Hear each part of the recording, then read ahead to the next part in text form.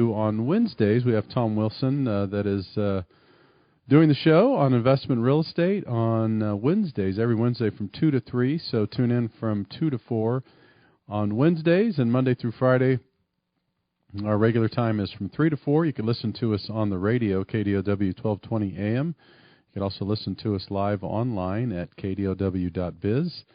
And most importantly, never have to worry about missing a show again. If you do go and download one of our podcasts, go to iTunes, download Real Estate Radio Live. That's Real Estate Radio Live.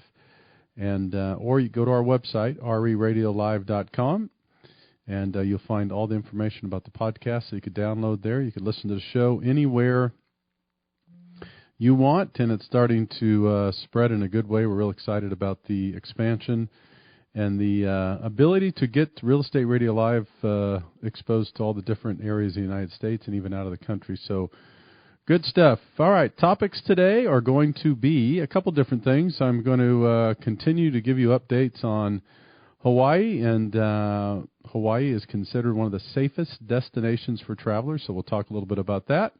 And that will kind of move us in right into, again, a reminder of why Hawaii real estate is a great time to invest over in Honolulu, and we'll talk a little bit about that. I'm also going to talk about putting together a team for 2016, making sure you have the right team for your needs for anything and everything real estate. That would be buying, selling,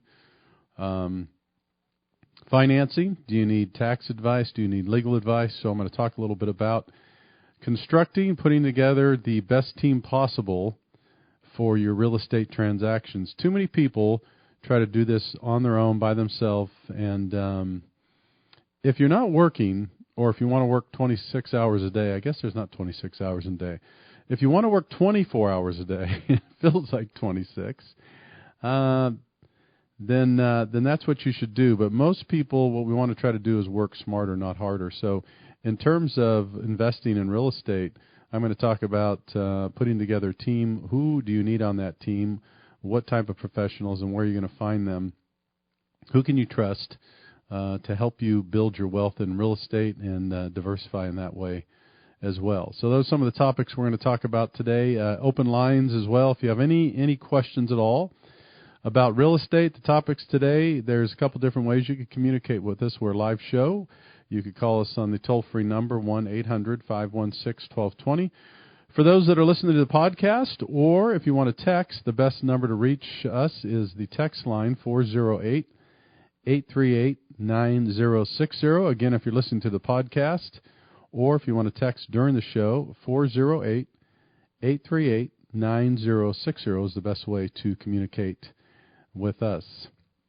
So let's talk a little bit about Hawaii, referring to an article here that just came out just on, actually just a couple days ago, January 21st. And they did a little study here. According to the recent study, the island's destinations are considered the safest place to vacation. And they did a study of really across the country. And it may not surprise some people, but I'm sure this has something to do with all the unrest in Europe and overseas and a lot of stuff going on with international travel. Mexico, there's concerns in traveling to Mexico. A lot of the unrest all over the place. But overall, Hawaii is rated the safest vacation spot according to the survey and the recent surveys, and they probably change from year to year, but this most recent one for 2015 shows Hawaii as the safest vacation spot. Now, some of that has to do with the fact that let's face it, it is U.S. territory, and that is a big thing, which means we have more control. When I say we, our country has more control over the laws, regulations, and the things that take place, since they don't change whether you're here in the States or over on the islands. It is the same. The challenge is, most of you know, traveling international, the Europe, the Asian routes, all the regions in Europe, Asia, and we could go on, is the laws, the regulations, and a lot of the things that you there's really no straight, kind of clear, concise way that they run their legally run and operate in these international places that you travel. And if any of you have traveled internationally, you know what I mean. You not only have to really adapt to their rules, regulations, laws, and how they do everything, but in some cases, once you leave U.S. territory, and this is not a scare tactic, but once you leave U.S. territory, you really have to keep an eye on the ball and make sure that you know what you're doing and know where to communicate with, and the embassies, the U.S. embassies and things like that, because there are things going on around the world that we have no control over, and sometimes they come up and you need to understand how to stay away from harm's path sometimes. So the best thing to do is do a lot of research no matter where you travel in general. So I bring up, obviously, Hawaii considered one of the safest destinations for travelers, because in our attempt really to educate consumers here in the Bay Area and all of California, and no matter where you're listening to the show via podcast, Hawaii is a great place to invest. It always has been a good place to invest. It's an excellent place to invest. Believe it or not, the Honolulu, which represents about 75% of the real estate transactions within all the islands, and it wouldn't surprise most people that travel over there. Honolulu, Oahu is really a lot like, a lot of people compare it to San Francisco or downtown New York, but you have the beautiful beaches and warm weather. And it's not too far from the truth because of the traffic. They have all the high-rises, the businesses, the shops, everything you'd find in San Francisco or New York, and that's what really makes it a destination stop for many from the Pacific and from our end of the nations, the states as well. So Honolulu is the place where the growth is taking place, and one of the reasons you're going to be hearing a lot about that this year from me is that in our studies of really real estate and where the best places or some of the best places to invest, Honolulu is one of the places that I believe in, and the reason why is because the growth in Honolulu is going to take place. I've seen a 15-year master plan, and they're going to be building 7 or 8 new high-rises. This is just the new construction. The difference is, the exciting part for most people is all these high-rises are just a couple blocks from the beach. So literally everybody or most of the people in these new condos, new high-rises have a view. And the way they're building these days, most of you know, it's really modern. It's really set up for people to not really have to rely on their automobiles for transportation. What I mean by that is, if you're living in one of these new high-rises with the amenities around you, you go down to the lower floor and it's all occupied by commercial. So you might have a Whole Foods, a Safeway, a grocery store, a drugstore, a variety of different shops, and then most of the places, it's in areas where you could walk to restaurants. You could certainly walk to the beach, and a lot of different amenities and opportunities, which make it very, very exciting. And I think the one point that I'm really going to try to drive home this year is the perception that Hawaii is too expensive. I think most people, including myself, for years, you just think of Hawaii and you think, well, there's no way I could own over there or invest over there. It's too expensive.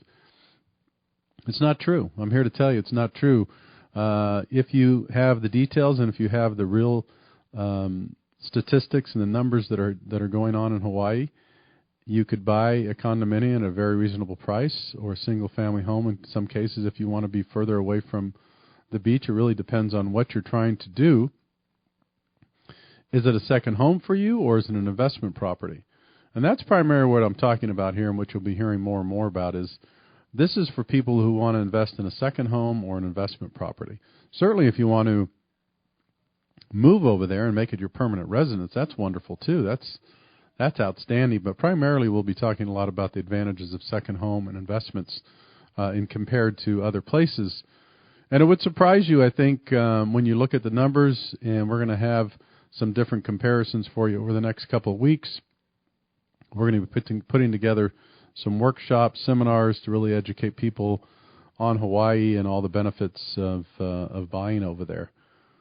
It's a lifestyle, and what you will find out in this day and age, most of real estate for people in the upper end in terms of what they could afford on investment properties, really people buy for lifestyle.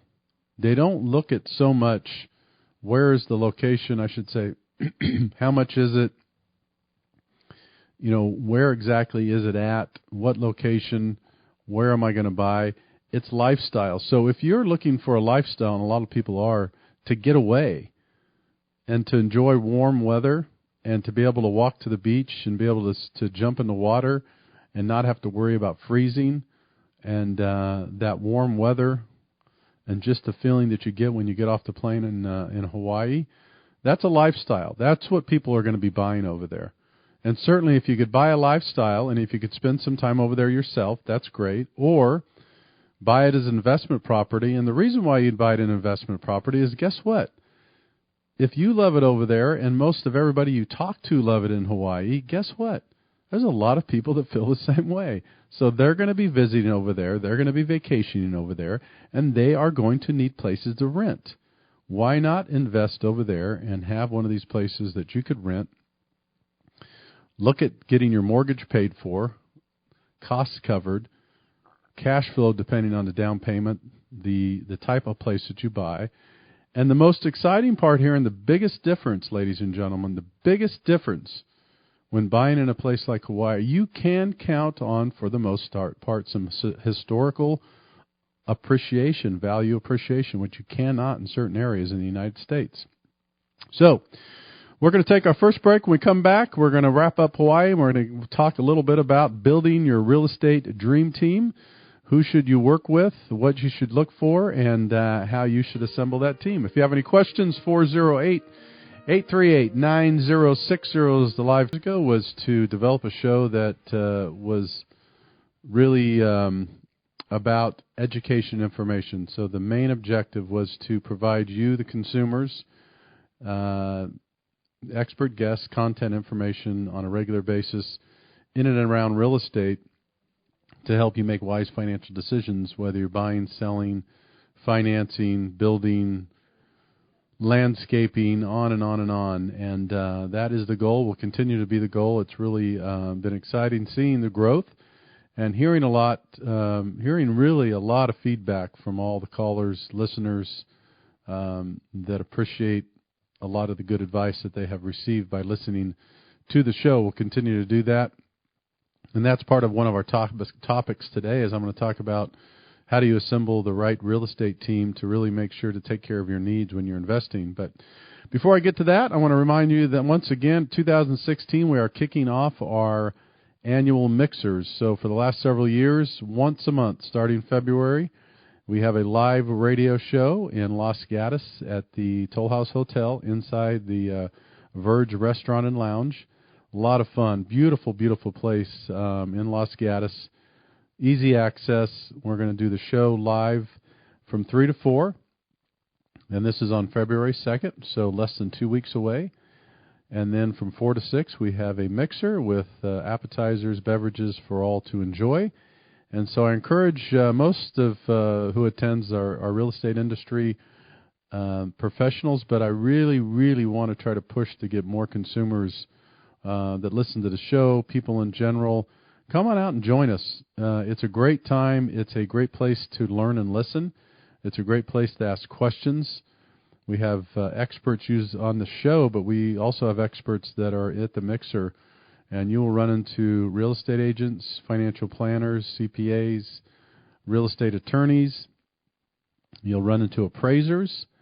And I could go on and on. People who could help you with 1031 exchange on your property. Investment, real estate experts are there. It's a great time to really just meet people face to face and get some more education information. And who knows, you might be able to meet someone that you could do business with or create some good energies with. So, again, that's on February 2nd, 3 o'clock, and it's at the Toll House Hotel in 𝗥𝗲𝗓𝗏, the Verge Restaurant and Lounge. Great, great time. Come out and join us. If you want more information, you could email or text or go to our website. Again, if you want to communicate during the show, you could text us. The best place to reach us, really universally now with the podcast, 408-838-9060. If you have any questions, text in or call 408-838-9060. All right, I want to talk a little bit about building the team. What type of people do you need around you when you're going to be buying and selling real estate and doing different transactions? First and foremost, make sure that you have a real estate agent. I will start with the real estate agent, and make sure you have a real estate agent that really cares and really understands the markets in which you are going to be buying and investing, buying and selling. As most of you know, there's thousands and thousands of agents here in the Bay Area. And like any industry, let's face it, I don't care if it's mortgage. I'll speak for my industry as well. Thousands and thousands of mortgage loan officers, including myself in this area. Some are very good, some are okay, some are not so good at all, and some I wouldn't do business with at all. And that's the same case in any industry, in any business, but we're specifically talking about the real estate and mortgage industry right now. So I would make sure that first, when you're starting, find a real estate agent that you trust, that you have a relationship with, that's going to stay in contact with you. And here's the other important part too. When you sit down with a real estate agent and tell he or she your needs, what you're looking for, what your price range is, those types of things, ask them some questions. And one of the questions I would really make sure you ask them is, what is your way, what is your means in staying in contact with you? In other words, what is the way in which they stay in contact with you once you leave that meeting? The reason why that's important, some people will write your name, phone number, and email down on a pad of paper, which is fine. You have to find out what happens to that name, number, and email when they leave that meeting. Does it get stuck in a drawer? Does it get thrown on a spreadsheet? Or what you really want to hear is that that information gets put in a CRM, that is a customer relationship management system. Most of you may know it as a database. And why that's important is once they collect that data from you and put it in this CRM, then automatic updates, you get automatic emails, you get notifications when properties become available. There's a system in which they stay in contact with you. And the reason why this is important is that if you're looking for a specific area in a super competitive market like we're in right now, it is going to be difficult if someone is not on the ball, keeping an eye on those things and communicating. We're going to take another break. When we come back, I'm going to finish up helping you to build the real estate team that I think will help you succeed. If you have any questions, 408.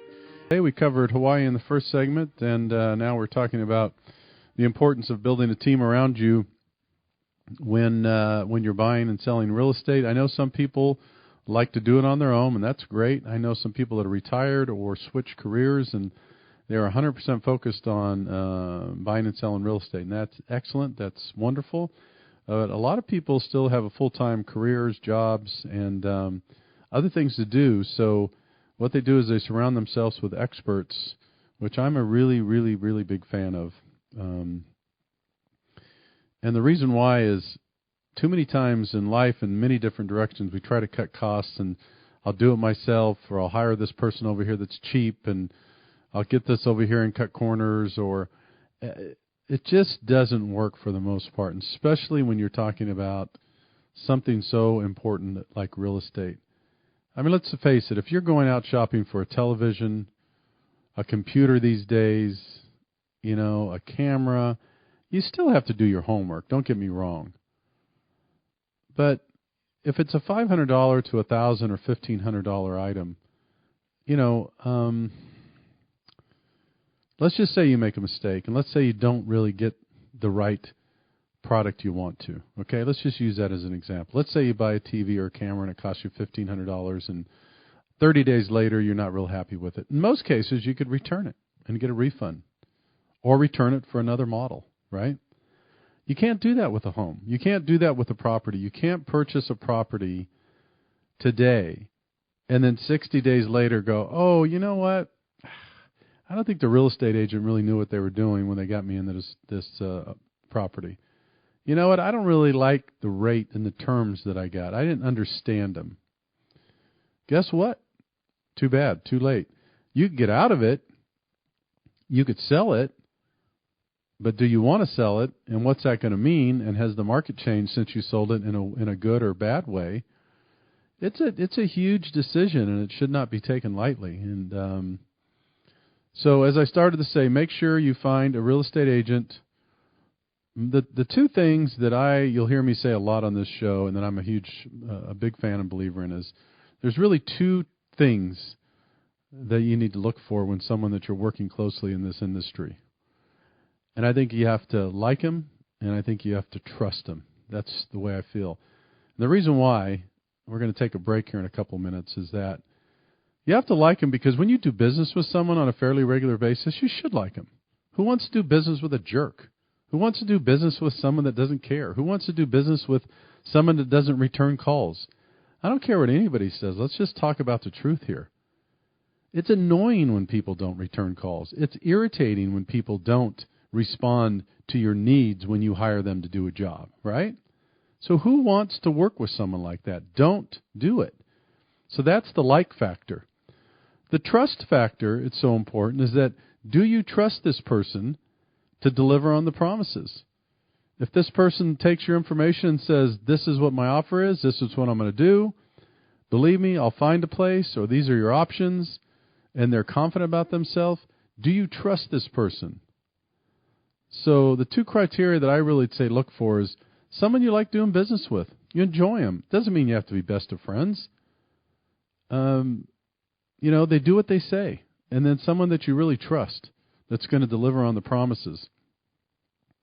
Those are two really key areas. And then we're going to get in a little more detail when I come back from the break, is those are really, really important. But you could have a person that's really likable, and you could have a person that you trust. But what if they don't have systems in place? What if they don't have a team? What if they're not organized? What if they don't really know what to do with your information, and then they're going to be on the cutting edge?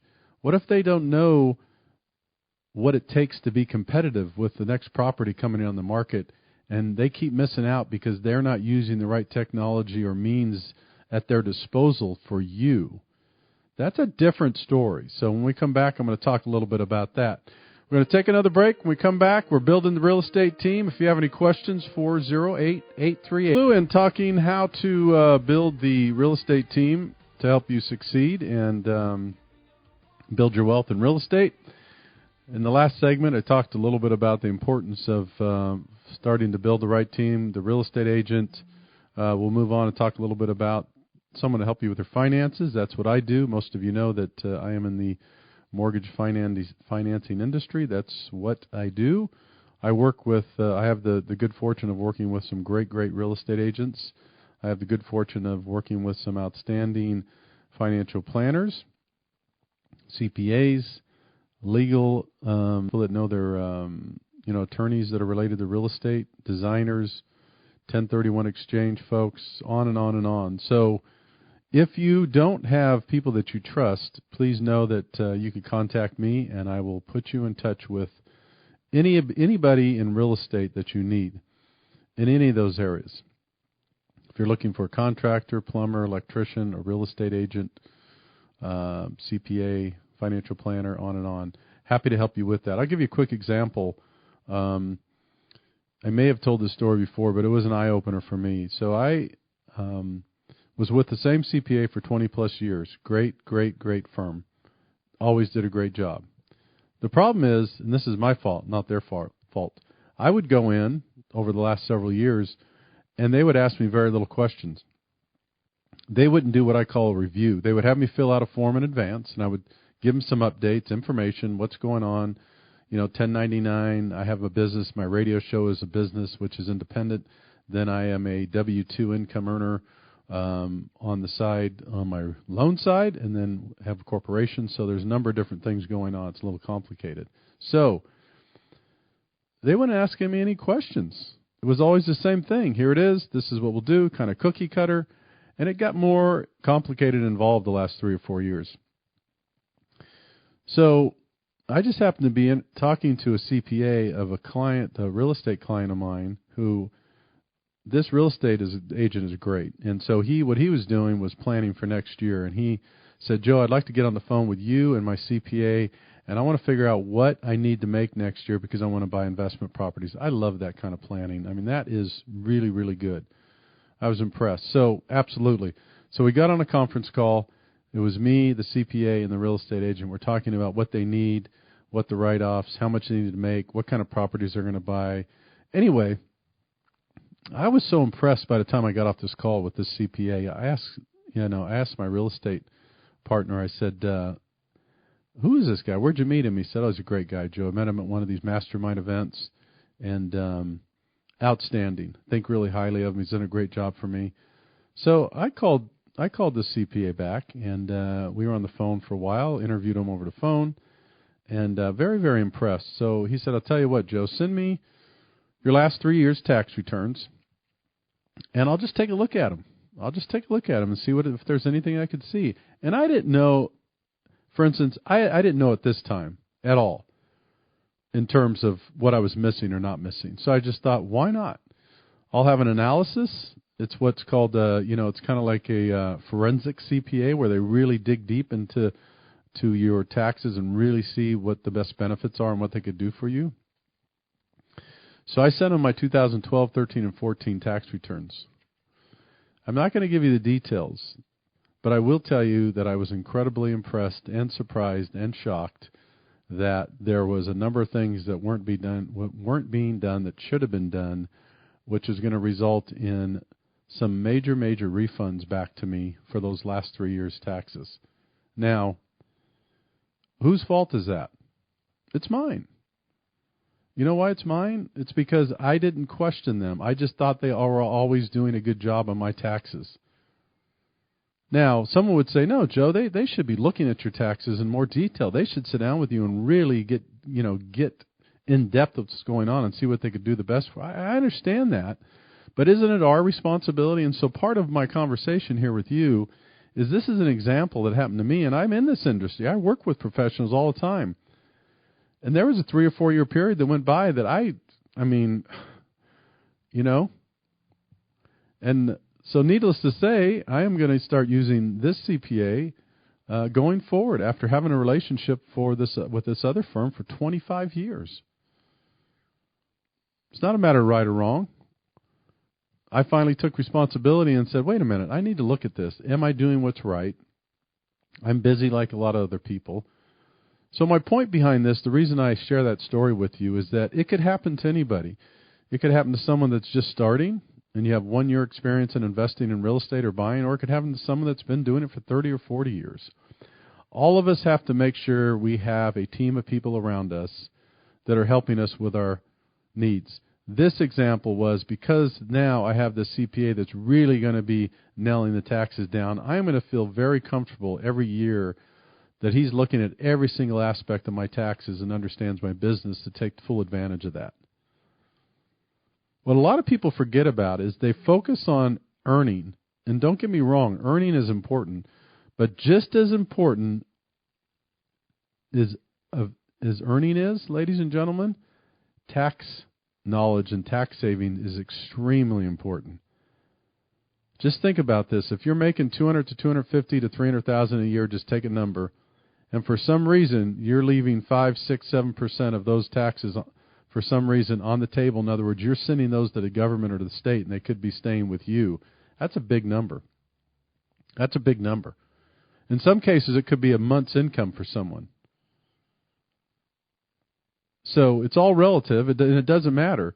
Even if you're making $80,000 a year and you're leaving 6 or 7% of that, or you're giving it to the government or the state. My point here is make sure you do a complete analysis of who you're working with. And that's just one example. So I covered the real estate agent. Make sure you find the right person to help you with your financing. I do financing. If you don't have anybody that you're comfortable with, I'd love to be able to help you. But understand the biggest thing I would suggest is find someone that you have a relationship with and that you trust. If you do, then stick with that person.